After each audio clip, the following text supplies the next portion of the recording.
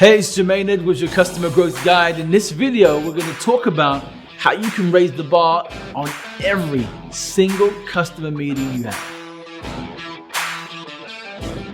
Hey, and we're talking about customer meetings. Now, why are we talking about customer meetings? Why? Because every single one of you that's watching this video right now, I'm imagining, just out of curiosity, that you might be meeting with customers either in person, over the phone, virtually, and whatever kind of channel is appropriate for your conversations.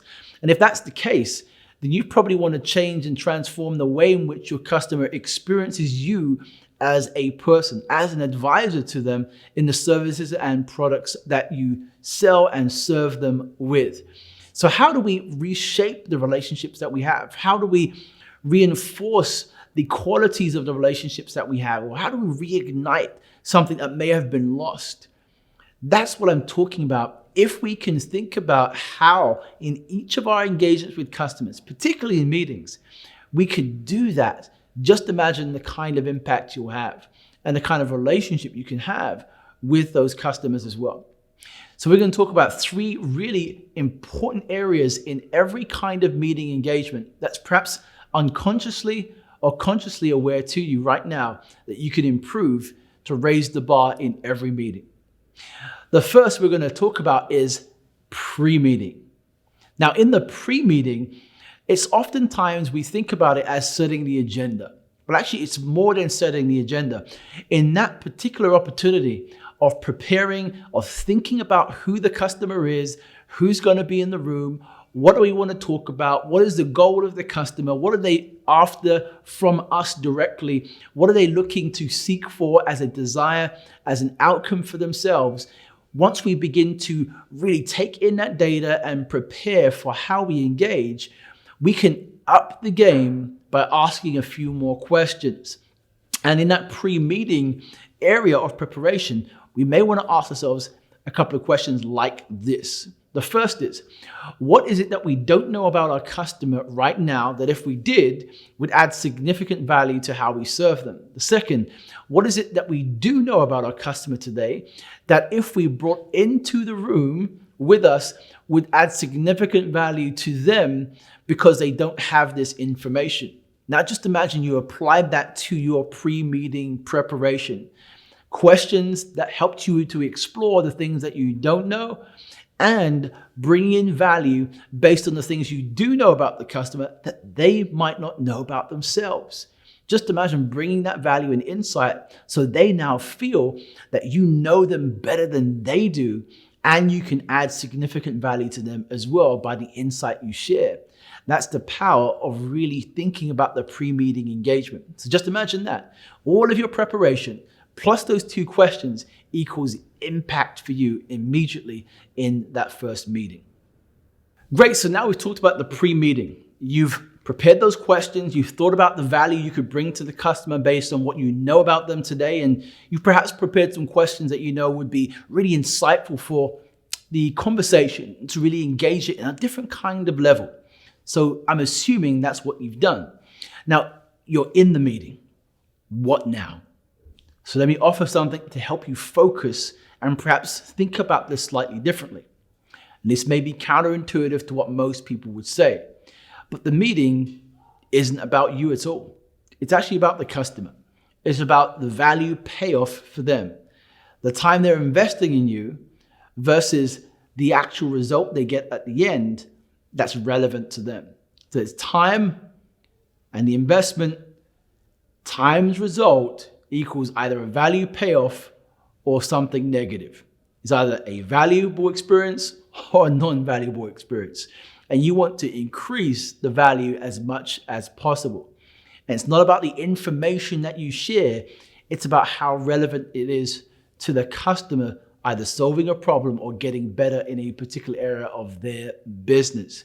So in the meeting, we want to think about a few things to evaluate just how successful we are in those meetings. The first thing we may need to think about at the end of that meeting, and this might be a question you could actually ask your customer, is did the customer get what they wanted at the end of the meeting in terms of results, clarity, or advantage? So a result, clarity on something specific or an advantage? Did you give them something that they didn't expect? A new advantage, a new insight that they could use that they go, wow, we never thought this was going to be part of this meeting. We're expecting this result, but it actually now has exceeded our expectations. We got the result, we got some clarity on some stuff, and we got an advantage. You could ask the question to your customer, hey, did you get the results that you expected from this meeting? Were you clearer now on how we do business together and how we serve you? Did you feel you got an extra advantage from the insights that we shared? Just imagine asking those questions and getting a yes from your customers. Not only in asking the questions is that valuable to the customer, because now they're thinking about you differently, but for you, you can document that and now begin to track how many times you, with that customer, have exceeded their expectations. You could even create a case study from this in regards to the results you bring into the customer. As long as you're clear on the specific thing that they've actually wanted, the specific result they actually got from you, you can make that into something quite rich and powerful. So just remember, the meeting isn't about you, it's about the customer. And if they would pay you, just imagine this, if they would pay you to actually have the meeting, that's the kind of meeting you want to have. If a customer would pay you to have that meeting again, you know you're paying them off with huge amounts of value.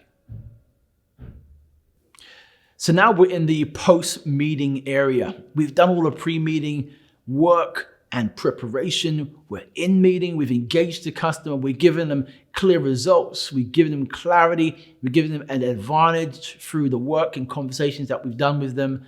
Now we want to think about that post-meeting. What are we going to do to follow up with this customer to ensure we are moving things in a very fluid and very positive manner? Now, here's what happens, guys. In the follow-up, we can often fall flat.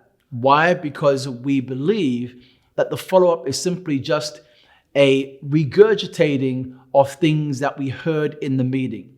Or at worst, it's simply just a checklist of things that we believe just because our customer has perhaps agreed it in the meeting, that they don't want to experience the same kind of experience they had when in the meeting in the follow-up. But in fact, if you've raised the standard of what it is that you engage the customer with, they expect the same standards to be translated into all parts of your communication. So this is a warning to you that the moment you raise the standard, that now becomes the standard. You can't go any below that at all. So in this post-meeting, we want to do three things for a really effective follow-up. The first thing is we want to make sure that we track the engagement in our own calendar. Put it in.